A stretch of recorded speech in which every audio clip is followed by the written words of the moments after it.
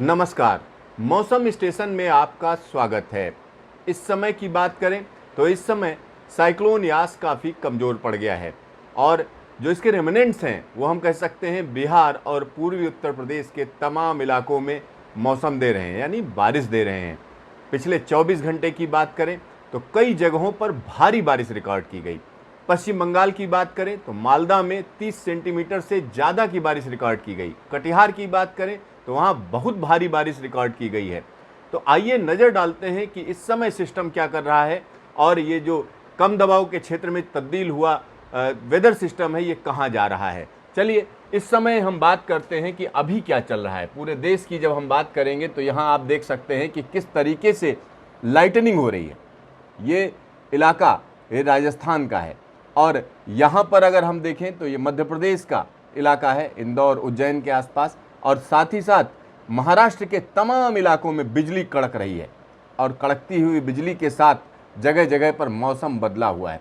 चलिए अब हम साइक्लोन यास के जो रेमिनेंट्स हैं या अवशेष हैं उनकी बात करते हैं। तो यहाँ आप देख सकते हैं बिहार के एक हिस्से में ज़बरदस्त तरीके से लाइटनिंग हो रही है। ये देखिए, ये सीधा सीधा लग रहा है कि इस इलाके में लाइटनिंग के साथ बारिश हो रही है। और ये जो रेमिनेंट्स हैं या हम कह सकते हैं साइक्लोन यास के बने हुए बादल कहाँ तक जा रहे हैं, ये देखिए, यहाँ लखीमपुर खीरी तक जा रहे हैं। लखीमपुर खीरी, बहराइच, गोंडा, बस्ती, सिद्धार्थनगर और गोरखपुर पूरा का पूरा जो है हम कह सकते हैं बादलों से आच्छादित है। नीचे की बात करें तो अब मिर्ज़ापुर को थोड़ा राहत होगी और उसके बाद प्रयागराज, बनारस और बलिया, इन सारी जगहों पर हम कह सकते हैं बादलों की धमाचौकड़ी रही है और ये बादल सीधा सीधा नेपाल में दाखिल हो रहे हैं। आज की तारीख में हम कह सकते हैं पूरा का पूरा नेपाल जो है इस समय बादलों से आच्छादित है।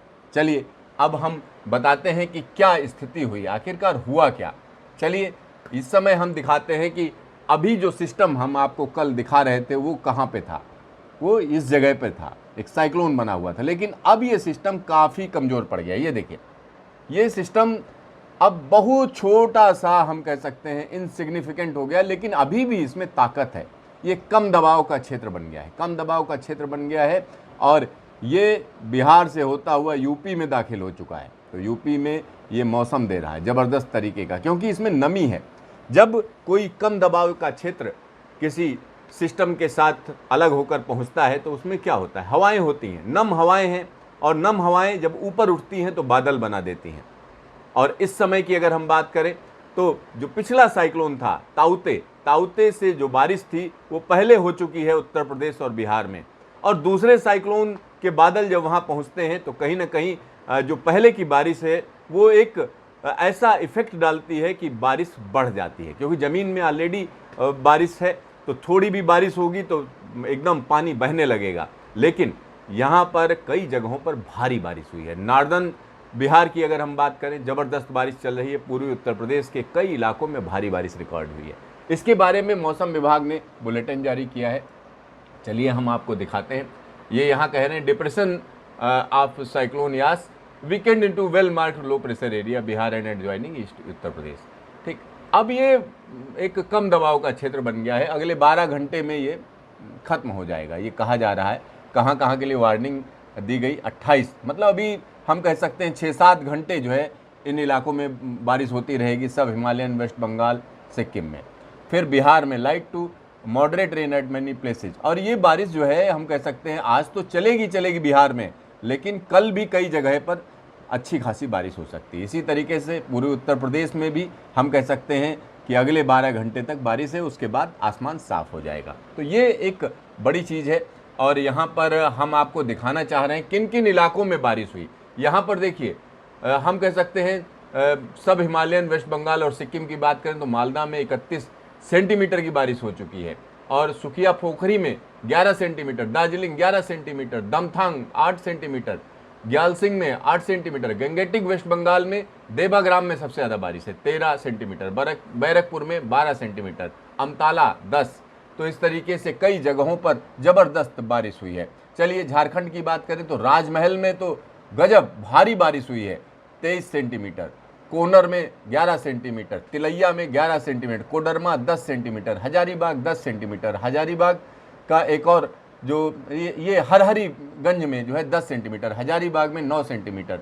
इसी तरीके से हम कह सकते हैं बिहार में मनिहारी 25 सेंटीमीटर की बारिश हुई, कड़वा में 24 सेंटीमीटर, बरारी में 23 सेंटीमीटर, पूर्णिया 21 सेंटीमीटर, परसा में 18 सेंटीमीटर, कटिहार में 18 सेंटीमीटर और इसी अमूर में 16 सेंटीमीटर, बनमक्खी में 15, अनवल में 15 सेंटीमीटर, शेखपुरा में 15 सेंटीमीटर, वैशाली 14 सेंटीमीटर, रूपाली में 14 centimetre, Saraiya 14 centimetre, Murliganj 14 centimetre.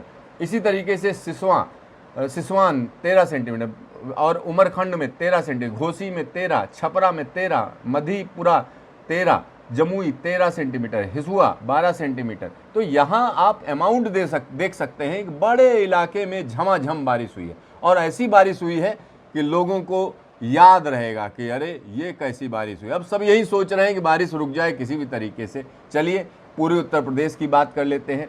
तो यहाँ पर आप देख सकते हैं ये चंद्रदीप घाट कोई जगह है जहाँ पर 13 सेंटीमीटर की बारिश हुई है। गाय घाट में 10 सेंटीमीटर, बलिया में 7 सेंटीमीटर, अयोध्या में 7 सेंटीमीटर। तो आप समझ सकते हैं उड़ीसा पर जो तूफान आया था उसका असर भगवान राम की नगरी अयोध्या तक गया है। अयोध्या में भी भारी बारिश हो गई, आप सोचिए, और एक बड़े इलाके में इसका असर हुआ। दो साइक्लोन मई के महीने में आए, दोनों ने हम कह सकते हैं बहुत अच्छी खासी बारिश थी, क्योंकि मानसून से पहले की बारिश हम कह सकते हैं कि 12 से 14% ज़्यादा रही कई इलाकों में। और ये बारिश कहीं ना कहीं फ़ायदा देगी, क्योंकि बारिश किसी भी तरीके से हो वो ज़मीन में जाती है, ज़मीन को कहीं ना कहीं फ़ायदा देती है, खेती किसानी को फ़ायदा पहुंचाती है। तो देखते रहिए मौसम स्टेशन, फिर मिलेंगे दोबारा।